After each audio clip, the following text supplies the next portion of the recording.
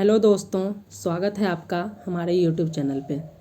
दोस्तों, आज के इस वीडियो लेक्चर में हम भारत रत्न 2024 में किन किन महान विभूतियों को दिया गया है उनके बारे में डिस्कस करेंगे। इससे पहले ऑलरेडी हमने यूट्यूब चैनल पे इस टॉपिक को डिस्कस कर लिया है। वहाँ पे हमने डिस्कस किया था, उस वक्त डिस्कस किया था जब वर्ष 2024 के लिए केवल 2 व्यक्तियों को यह सम्मान दिया गया था, परंतु अब 3 और नए व्यक्तियों को यह सम्मान दिया गया, अर्थात 2024 में कुल 5 व्यक्तियों को दिया गया है।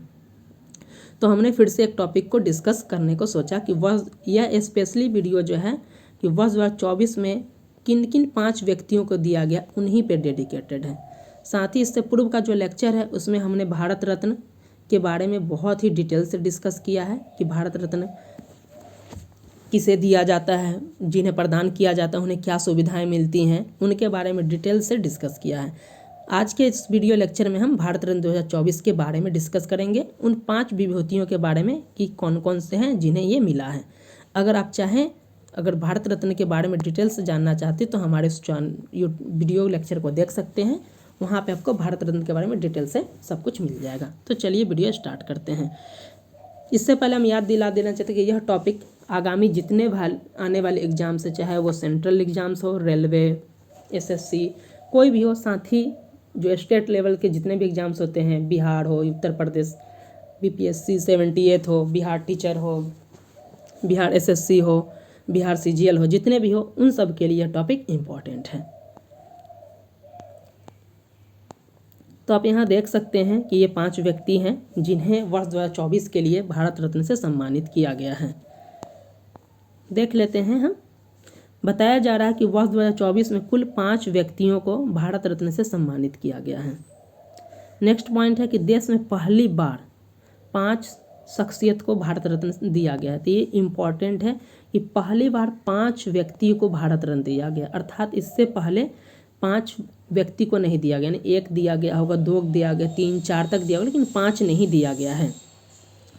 नियम क्या कहता है हम देख लेते। तो बताया जा रहा है कि नियम के अनुसार 1 वर्ष में अधिकतम मैक्सिमम 3 व्यक्ति को ही भारत रत्न से सम्मानित किया जा सकता है। लेकिन इस बार अगर देख क्या बताया, नियम रूल बताया जा रहा है कि 1 वर्ष में हम कितने व्यक्ति को दे सकते हैं, 3, परंतु इस बार तो 5 है। तो क्या ऐसा है कि पहले भी ये रूल ब्रेक हुआ है, अर्थात 3 से ज़्यादा व्यक्ति को दिया गया है, या केवल 3 ही व्यक्ति को ही अब तक दिया गया, फर्स्ट टाइम ऐसा है? तो ऐसा नहीं, इसमें बताया जा रहा है कि ये तो है कि रूल है कि 1 बार में 3 व्यक्ति को दिया जा सकता है, परंतु 1999 में जो है 4 व्यक्ति को दिया जा चुका है, अर्थात उस वक्त भी 3 से अधिक यानी 4 व्यक्ति को दिया गया था, और वर्ष 2024 में देखा जाए तो 5 व्यक्ति को दिया गया है। जो वर्ष 1999 में 4 व्यक्ति को दिया गया था, ये इम्पॉर्टेंट है बिहार के दृष्टिकोण से भी, क्योंकि जयप्रकाश नारायण को भी वर्ष 1999 में ही दिया गया था। साथ में उस वक्त अमर्त्य सेन हैं, उन्हें भी यह प्रदान किया गया था। तो ये इम्पॉर्टेंट हो जाता है कि पहली बार ऐसा नहीं है कि 3 से अधिक दिया गया। हाँ, 5 जो दिया गया यह पहली बार है, जो कि अब तक के लिए सबसे मैक्सिमम है, परंतु 3 वाली जो बात है वो पहले भी दिया जा चुका है 4 व्यक्ति को। नेक्स्ट हमारा बताया जा रहा है कि इसके साथ ही कुल 53 व्यक्ति को देश का सर्वोच्च सम्मान से सम्मानित किया गया है। यानी ये बताया जा रहा है कि अब तक अगर देखा जाए कि 1954 में इसकी स्थापना हुई है, हमने ऑलरेडी डिस्कस कर चुका है। 1954 से अगर 2024 की बात की जाए तो लगभग कुल देश के 53 व्यक्ति को यह सम्मान दिया गया, अर्थात देश में कुल भारत रत्न कितने हैं, तो 53 हैं। नेक्स्ट है, बताया जा रहा है कि वर्तमान सरकार, अगर नरेंद्र मोदी के कार्यकाल की बात की जाए तो अब तक उन्होंने 10 व्यक्तियों को यह सम्मान दिया है। वर्ष 2024 में 5 है, और इससे पहले जो है वो 5 ऑलरेडी दे चुके थे, तो कुल 10 हो जाता है। बताया जा रहा है कि देश के पहले प्रधानमंत्री जवाहरलाल नेहरू ने अपने 16 साल के कार्यकाल में 13 लोगों को भारत रत्न से सम्मानित किया था, और साथ ही 1955 में उन्हें खुद भारत रत्न दिया गया था। तो ये पूछा जा सकता है कि देश में सबसे ज़्यादा कौन प्रधानमंत्री ऐसे हुए हैं जिन्होंने सबसे ज़्यादा भारत रत्न दिया है, तो वह है जवाहरलाल नेहरू। उन्होंने कुल कितने दिए हैं, तो 13 लोगों को दिया है। और नरेंद्र मोदी के कार्यकाल की बात की तो अब तक 10 को दे दिया है वो उन्होंने। अब ये देख लेते हैं कि इन 5 में कौन कौन से व्यक्ति शामिल है। ये इंपॉर्टेंट हो जाते हैं और एग्जाम्स के दृष्टिकोण से भी आई हो जाते हैं। यहाँ से इन 5 व्यक्ति से आपसे प्रश्न 100% पूछे जा सकते हैं। बताया जा रहा है कि इन 5 व्यक्ति में जो शामिल है, 2 पूर्व प्रधानमंत्री शामिल हैं, 1 पूर्व डिप्टी पीएम शामिल हैं, 1 पूर्व सीएम शामिल है और 1 जो है एग्रीकल्चर साइंटिस्ट है। तो यह पूर्व जो पीएम है वो कौन है? 2 पूर्व पीएम है। एक है पीवी नरसिम्हा राव जो देश के प्रधानमंत्री रह चुके हैं। दूसरा है श्री चौधरी चरण सिंह, यह भी देश के प्रधानमंत्री रह चुके हैं। एक डिप्टी पीएम की बात की जाए तो श्री लाल कृष्ण आडवाणी, ये पूर्व उप प्रधानमंत्री रह चुके हैं। उसके बाद जो नेक्स्ट हम बात किया जाए कि एक पूर्व डिप्टी सीएम रहे हैं श्री कर्पूरी ठाकुर जो बिहार के मुख्यमंत्री रह चुके हैं। इनके बारे में हमने ऑलरेडी डिटेल से डिस्कस किया है कि कर्पूरी ठाकुर जी का क्या है, उनकी विचारधारा को भी डिस्कस किया, उनका जन्म, उनके सारे में सब कुछ डिटेल्स में डिस्कस किया। आप हमारे उस वीडियो लेक्चर को ज़रूर देखें, वहाँ पे भारत रत्न के बारे में हमने डिटेल से डिस्कस किया है। उसका लिंक हम अपने डिस्क्रिप्शन में डाल देंगे।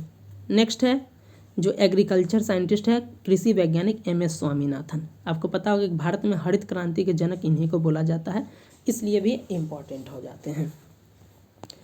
नेक्स्ट बताया जा रहा है कि वर्ष 2024 में दिए गए भारत रत्न में देखा जाए तो वर्ष 2024 में किन्हें किन्हें दिया गया, किन किन को दिया गया, उनके बारे में ही है। तो पहला श्री कर्पूरी ठाकुर जी, इनका अगर क्रम पूछा जाए तो ये 49वें नंबर के बने थे, 49th बने थे। 50वां पूछा जाए तो 50वां श्री लाल कृष्ण आडवाणी। नेक्स्ट अगर हम 51वां की बात करें तो श्री PV नरसिम्हा राव, इन्हें मरणोपरांत दिया गया है। चौथा है श्री चौधरी चरण सिंह, ये 52वां बने थे। और 5वां में जो है श्री MS स्वामीनाथन, ये 53rd बने थे। तो आप देख सकते हैं कि इनमें से अगर देखा जाए तो 4 व्यक्ति ऐसे हैं जिन्हें मरणोपरांत दिया गया है, कर्पूरी ठाकुर, PV नरसिम्हा राव, चौधरी चरण सिंह और MS स्वामीनाथन। लाल कृष्ण आडवाणी जो है उन्हें जीवित हैं अभी तक, इनको छोड़कर बाकी जो 4 हैं उन्हें मरणोपरांत दिया गया है। और इनका जो क्रम है आप इस क्रम को जरूर याद रखेंगे कि 49th नंबर पे कौन है। तो 49th नंबर पे कौन है आपको याद रखना होगा। तो 49th नंबर पे है कर्पूरी ठाकुर, 50वें नंबर पे है लाल कृष्ण आडवाणी, 51वां नंबर पे है PV नरसिम्हा राव, 52वां नंबर पे है चौधरी चरण सिंह और 53वां नंबर पे है MS स्वामीनाथन। तो ये आप याद रखेंगे, एग्जाम के दृष्टिकोण से भी आई है। यहाँ से क्रम वाइज भी आपको मिलान करने को प्रश्न दे सकता है कि इस तरीके से मिलान कीजिए कि किनको किस क्रम में दिया गया है। पोजीशन से भी डायरेक्ट पूछा जा सकता है। और कर्पूरी ठाकुर बिहार BPSC के जितने भी एग्जाम से उसके लिए बहुत ही इंपॉर्टेंट हो जाता है। नेक्स्ट अब इन 5 के बारे में हम डिटेल से डिस्कस कर लेते हैं। तो यहाँ पे आप देख सकते हैं हमने फिर से यहाँ पे लिख दिया है कि ये 49वें कौन बने हैं, तो कर्पूरी ठाकुर बने हैं। इनके बारे में देख लेते हैं कि इनका जन्म जो हुआ समस्तीपुर के पितौजिया, जिनका अब गांव का नाम इनके नाम पर ही कर्पूरी ग्राम कर दिया गया है। बताया कि 1940 में इन्होंने मैट्रिक पास करते ही स्वतंत्रता आंदोलन में कूद पड़े। नेक्स्ट बताया जा रहा है कि 1942 के, यहाँ सहयोग है गलत है, भारत छोड़ो आंदोलन में शामिल हुए और इस कारण इन्हें जेल जाना पड़ा। ये लगभग 26 महीने तक जेल में थे। और किस जेल में? तो भागलपुर जेल में थे। प्रीलिम से आपसे पूछा जा सकता है कि कर्पूरी ठाकुर भारत छोड़ो आंदोलन के किस जेल में थे, तो भागलपुर जेल में थे। उसके बाद आज़ादी के बाद जो बताया जाए 1952 में पहली बार जो समस्तीपुर में एक जगह ताजपुर विधानसभा चुनाव लड़े और जीते। 1967 में बिहार में बनी पहली गैर कांग्रेसी सरकार में उप मुख्यमंत्री थे। नेक्स्ट बताया जा रहा है कि 1968 में 6 महीने के लिए बिहार के मुख्यमंत्री बने। 1973 से 77 तक अगर देखा जाए तो JP आंदोलन हुआ था, इसमें उनकी महत्वपूर्ण भूमिका थी। 1977 में देखा जाए समस्तीपुर से लोकसभा का चुनाव लड़े और जीते। उसके बाद बताया जा रहा है कि 1977 में देखा जाए तो इन बिहार के दोबारा मुख्यमंत्री बनते हैं। और 1988 में बताया जा रहा है कि इनका निधन हो गया। नेक्स्ट डिस्कस करते हैं कि देश में पहली बार OBC को आरक्षण दिया गया था, वो उसके लिए जो कमेटी का गठन किया गया था इन्हीं के द्वारा किया गया था और उस कमेटी का नाम था मुंगेरी लाल कमीशन। तो वही बताया जा रहा है कि 1977 में मुख्यमंत्री बनने के बाद मुंगेरी लाल कमीशन को लागू किया था।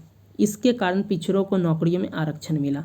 आपको पता होगा कि नौकरी में आरक्षण करने के लिए, पिछड़े वर्ग की पहचान करने के लिए 2 कमेटी का गठन किया गया था। इससे सबसे पहले तो किया गया था काका साहब कालेड़कर का, ये 1950 में किया गया था, लेकिन इनकी सिफारिश नहीं मानी गई थी। उसके बाद जो है अगर देखा जाए तो राज्य स्तर पे जो किया गया था बिहार सरकार के द्वारा, जो कर्पूरी ठाकुर जी के द्वारा ही किया गया था, ये था मुंगेरी लाल कमीशन का। और इन्हीं के आधार पर पिछड़ों को नौकरी में आरक्षण दिया गया और उसी के बाद से कहीं ना कहीं BN मंडल का जो नियुक्ति किया गया था वो भी आरक्षण से संबंधित था, जो दूसरी बार गठन किया गया था केंद्र स्तर पे। बताया जा रहा है कि देश के पहले मुख्यमंत्री जिन्होंने राज्य में मैट्रिक तक पढ़ाई मुफ्त में की, तो ये VVI इम्पोर्टेंट हो जाता है। नेक्स्ट बताया जा रहा है कि बिहार में उर्दू को दूसरी राजकीय भाषा का दर्जा प्रदान किया। आपको पता होगा कि बिहार में पहली राजकीय भाषा हिंदी है और दूसरा में जो आप अभी भी देखते हैं पूछा जाता है बिहार की दूसरी राजकीय भाषा क्या है, तो उर्दू। ये किनका देन है? कर्पूरी ठाकुर का ही देन है। नेक्स्ट बताया जा रहा है कि 1967 में पहली बार उप मुख्यमंत्री और इस दौरान वे शिक्षा मंत्री भी थे। इस आधार पे उन्होंने क्या कि अंग्रेजी की अनिवार्यता खत्म कर दी थी। तो ये पॉइंट आपसे पूछा जा सकता है कि अंग्रेजी की अनिवार्यता कब खत्म किया गया था? 1967 में, जब डिप्टी CM और शिक्षा मंत्री बने थे तब। नेक्स्ट है कि गैर लाभकारी जमीन पर मालगुजारी टैक्स को बंद कर दिया।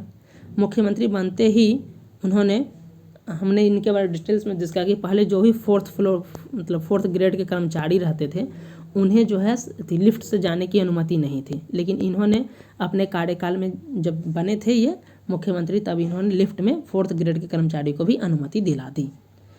नेक्स्ट बताया जा रहा है कि आर्थिक रूप से कमजोर स्वर्ण और महिलाओं के लिए आरक्षण का भी इन्होंने बात किया था, लेकिन वो फेल हो जाता है, वो पास नहीं होता है। नेक्स्ट है 50वें नंबर के जो भारत रत्न है वो श्री लाल कृष्ण आडवाणी हैं। नेक्स्ट इनके राजनीतिक कैरियर, इनके बारे में देखा जाए तो देख लेते हैं। बताया जा रहा है कि इनका जो राजनीतिक कैरियर की शुरुआत 1942 में RSS के वॉलंटियर के तौर पे हुआ। वे 1970 से 72 तक जनसंघ की दिल्ली इकाई के अध्यक्ष रहे।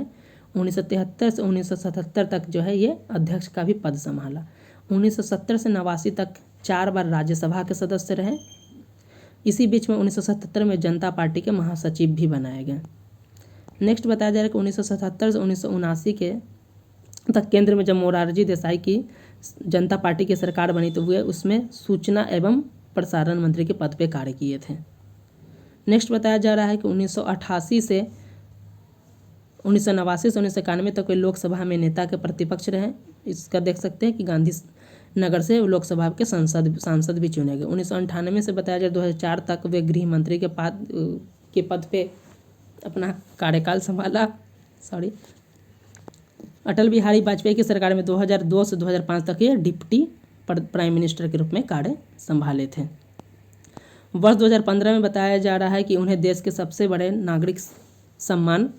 दूसरे नागरिक सम्मान पद्म विभूषण से सम्मानित किया गया था और वर्ष 2024 में उन्हें जो है भारत रत्न से सम्मानित किया।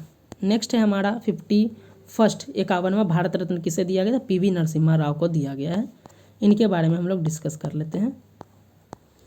यहाँ पे देख सकते हैं कि इनका जन्म जो है 1921 में हुआ था और इनकी मृत्यु जो है 2004 में हो गई। ये बताया जा रहा है कि ये आंध्र प्रदेश से उन्होंने अपना राजनीतिक कैरियर शुरू किया। 1957 से 1970 तक आंध्र प्रदेश विधानसभा के सदस्य रहे। इनका पोस्ट देख सकते हैं कि 1962 से 64 तक ये कानून एवं सूचना मंत्री थे। 1964 से 67 तक भी कानून मंत्री में थे। 1967 में स्वास्थ्य एवं चिकित्सा मंत्री रहे और 1968 से 71 तक शिक्षा मंत्री रहे। नेक्स्ट बताया जा रहा है कि इनका ये ड्यूरेशन है कि क्या क्या किन कौन पोस्ट पे रहे। उसके बाद बताया जा रहा है कि सबसे VVI पॉइंट ये है कि 20 जून 1951 से 16 मई 1996 तक देश के 9वें प्रधानमंत्री बने थे ये। तो ये पूछा जा सकता है कि देश के 9वें प्रधानमंत्री कौन थे? तो ये थे PV नरसिम्हा राव।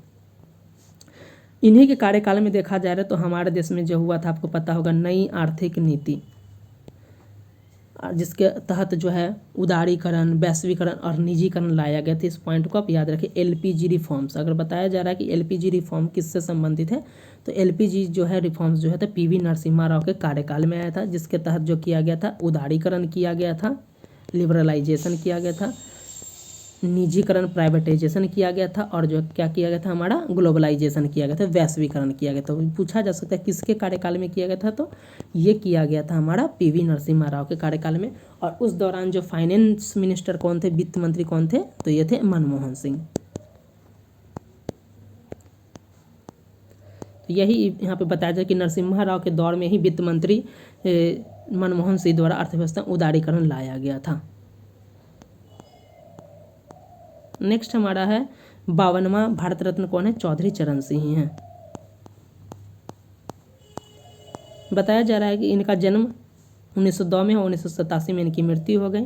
ये अगर देखा जाए तो उत्तर प्रदेश से संबंधित थे। बताया जा रहा है कि 1930 में गांधी जी के सविनय अवज्ञा आंदोलन में इन्होंने शामिल हुआ था और हिंडन नदी में नमक बनाया था। ये VVI पॉइंट है, एग्जाम्स में पूछा जा सकता है कि 1930 में गांधी जी के सविनय अवज्ञा आंदोलन में ये शामिल भी हुए थे और हिंडन नदी में नमक बनाए थे। बताया जा रहा है कि 1967 से 1968 तक के उत्तर प्रदेश के मुख्यमंत्री रहे, फिर ये दोबारा मुख्यमंत्री बनते हैं। नेक्स्ट बताया जा रहा है कि 1979 में वित्त मंत्री और डिप्टी प्रधानमंत्री उप प्रधानमंत्री भी बनते हैं, और इन्हीं के कार्यकाल के दौरान जो है नाबार्ड की स्थापना की जाती है। तो ये बहुत ही इंपॉर्टेंट पॉइंट है कि नाबार्ड की स्थापना जो है इन्हीं के, जब ये वित्त मंत्री और उप प्रधानमंत्री रहते उसी दौरान होता है। उन्होंने जनता दल की स्थापना की। इसी जनता दल से बहुत सारे पार्टी का गठन हुआ, जैसे बीजू जनता दल, राष्ट्रीय जनता दल, जनता दल यूनाइटेड, जनता दल सेकुलर और आदि।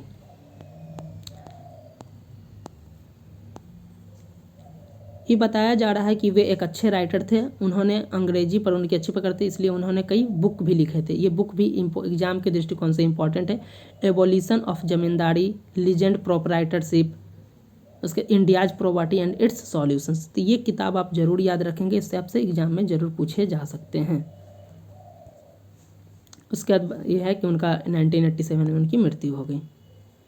नेक्स्ट है हमारा 53rd भारत रत्न MS स्वामीनाथन। आप जानते ही होंगे कि भारत में अगर हरित क्रांति का जनक है तो ये है MS स्वामीनाथन, क्योंकि आप जान रहे हैं कि उस वक्त अगर हमारे देश में देखा जाए तो खाद्यान्न संकट था। अगर ये इन्होंने हरित क्रांति को दिलाया, उसके बाद आज कहीं ना कहीं आज इन्हीं का देन है कि आज भारत जो है खाद्यान्न के क्षेत्र में हम लोग क्या है, आत्मनिर्भर हैं। और कोविड-19 जैसी स्थिति से भी हमने सामना किया है, तो ये कहीं ना कहीं इनकी भूमिका बहुत बड़ी हो जाती है। और इनका हाल ही में निधन हो गया है, इसीलिए भारत सरकार के द्वारा इन्हें वर्ष 2024 के लिए 53rd भारत रत्न से सम्मानित किया गया है। बताया जा रहा है कि इनका जन्म 1925 में हुआ और इनकी मृत्यु 2023 में हो गई है। ये बताया जा रहा है कि Swaminathan genetic engineer, genetic scientist थे, जिन्हें भारत के हरित क्रांति का जनक कहा जाता था। ये पॉइंट आपसे जरूर पूछा, VVI पॉइंट है कि भारत में हरित क्रांति के जनक कौन है, तो ये है MS स्वामीनाथन।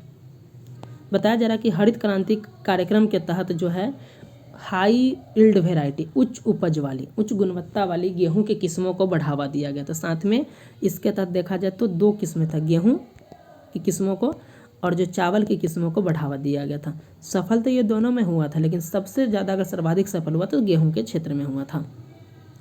वही बताया जा रहा है कि हरित क्रांति कार्यक्रम के तहत उच्च उपज देने वाले गेहूं और चावल के बीजों को खेतों में लगाया गया था। इस क्रांति ने भारत को दुनिया में खाद्यान्न की कमी वाले देश से उबार कर आत्मनिर्भर बताया था। हमने ये डिस्कस किया कि भारत आज जो खाद्य के क्षेत्र में आत्मनिर्भर है, कहीं ना कहीं हरित क्रांति का देन है। और हरित क्रांति किसकी देन है, तो यह है MS स्वामीनाथन की। नेक्स्ट बताया जा रहा है कि उन्हें जो है 1971 में जो है सामुदायिक नेतृत्व के लिए मैग्सेसे पुरस्कार दिया गया। ग्रामीण मैग्सेसे पुरस्कार इन्हें 1971 में मिला है। उसके बाद बताया जा रहा है कि 1986 में इन्हें जो है अल्बर्ट आइंस्टाइन वर्ल्ड साइंस पुरस्कार दिया गया। नेक्स्ट बताया जा रहा है कि 1987 में जो है पहला विश्व खाद्य पुरस्कार जो है इन्हें प्रदान किया गया था। तो 1987 में जो खाद्य पुरस्कार जो है इन्हें प्रदान किया गया था। और 1989 में यूनेस्को गांधी स्वर्ण पदक से सम्मानित किया गया था। ये VVI पॉइंट आप फिर से इसे जरूर याद रखेंगे और इसको नोट डाउन कर लेंगे कि 1981 में सामुदायिक नेतृत्व के लिए रैमन मैग्सेसे, पूछा जा सकता है कि मैग्सेसे पुरस्कार कब दिया गया था, 1971 में। अल्बर्ट आइंस्टाइन वर्ल्ड साइंस पुरस्कार कब दिया गया था, तो 1986 में। और पहला विश्व खाद्य पुरस्कार किसे दिया गया था, तो ये MS स्वामीनाथन थे, 1987 में मिला था। तो पहला विश्व खाद्य पुरस्कार पूछा जा सकता है के विजेता कौन है, तो MS स्वामीनाथन है। और 1989 में यूनेस्को गांधी स्वर्ण पदक से इन्हें सम्मानित किया गया था। बताया जा रहा है कि अगर देखा जाए तो इन्हें देश के भारत रत्न छोड़कर अभी सब भारत के जितने भी सर्वोच्च सम्मान थे उनसे इन्हें सम्मानित किया गया था। देख सकते हैं कि 1967 में इन्हें पद्मश्री दिया गया था जो देश का 4th नंबर का है सर्वोच्च सम्मान। 1972 में पद्म भूषण दिया जो 3rd नंबर का है, और 1989 में पद्म विभूषण दिया जो देश का 2nd सर्वोच्च सम्मान था। और वर्ष 2024 में इन्हें जो है भारत रत्न दे दिया गया है, भारत रत्न दिया गया जो देश का कहीं ना कहीं सर्वोच्च सम्मान है, पहला देश का सर्वोच्च नागरिक सम्मान है। बताया जा रहा है कि 28 सितंबर 2023 को इनका निधन हो गया। तो दोस्तों आज की इस वीडियो लेक्चर में हम भारत रत्न 2024 से सम्मानित उस 5 महान विभूतियों के बारे में डिस्कस किया जिन्हें भारत रत्न से सम्मानित किया गया है। आप कम से कम ये क्रम जरूर याद रखेंगे कि 49वें नंबर पे कौन है, तो श्री कर्पूरी ठाकुर हैं जिन्हें मरणोपरांत दिया गया है। 50वें नंबर के कौन है, तो श्री लालकृष्ण आडवाणी हैं। 51वां नंबर पे कौन है, तो पीवी नरसिम्हा राव जिन्हें भारतीय आर्थिक उदारीकरण का जनक कहा जाता है। आपसे पूछा जा सकता है कि भारत में आर्थिक उदारीकरण का जनक कौन है, तो ये पीवी नरसिम्हा, क्योंकि इन्हीं के समय LPG नीति लाया गया था। उदारीकरण, वैश्वीकरण और निजीकरण, लिबरलाइजेशन, प्राइवेटाइजेशन और ग्लोबलाइजेशन। और उस वक्त फाइनेंस मिनिस्टर कौन थे, तो ये थे मनमोहन सिंह। तो ये बहुत इंपॉर्टेंट हो जाता है। उसके बाद जो है चौधरी चरण सिंह 52वें बने, और जो है MS स्वामीनाथन जो भारत के हरित क्रांति के जनक हैं, ये हमारे 53rd भारत रत्न हैं। तो दोस्तों इस वीडियो लेक्चर में हमने भारत रत्न 2024 के बारे में डिटेल से डिस्कस किया, साथ ही भारत रत्न क्या है, एक इन्हें प्रदान किया जाता है, भारत रत्न विजेता को क्या क्या सुविधा मिलती हैं, उनके बारे में ऑलरेडी हमने डिस्कस कर चुका है। आप उस वीडियो का लिंक हम इस वीडियो के डिस्क्रिप्शन में दे देंगे, आप उस वीडियो को ज़रूर देख लेंगे तो आपको भारत रत्न के बारे में पूरा डिटेल्स में डिस्कस हो जाएंगे, और प्रश्न जो आएंगे इन्हीं में से ज़रूर आपको देखने को मिलेंगे। तो इस वीडियो लेक्चर में बस इतना ही, मिलते हैं नेक्स्ट टॉपिक के साथ।